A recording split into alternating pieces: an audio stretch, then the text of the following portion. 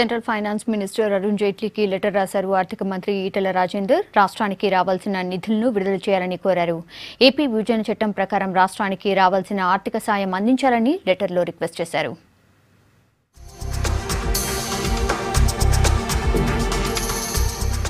రాష్ట్రానికి రావాల్సిన గ్రాంట్లను వెంటనే విడుదల చేయాలని కేంద్ర ఆర్థిక మంత్రి అరుణ్ జైట్లీకి లెటర్ రాశారు state finance minister Etela Rajender. Bifurcation act ప్రకారం రాష్ట్రానికి రావాల్సిన 30,571 కోట్ల రూపాయల ఆర్థిక సాయం అందించాలని లెటర్లో పేర్కొన్నారు.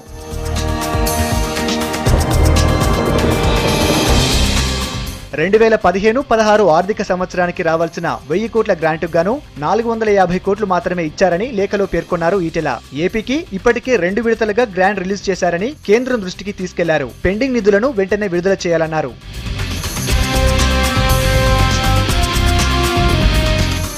రాష్ట్రానికి రావాల్సిన నిధులు విడుదల చేయాలని సీఎం కేసీఆర్ ప్రధాని మోడీ దృష్టికి తీసుకెళ్లారని లెటర్లో చెప్పారు మంత్రి ఈటెల. వెనుకబడిన జిల్లాలకు ఇవ్వాల్సిన ఫండ్స్ రిలీజ్ చేయాలని కేంద్ర ఆర్థిక మంత్రి దృష్టికి తీసుకెళ్లారు.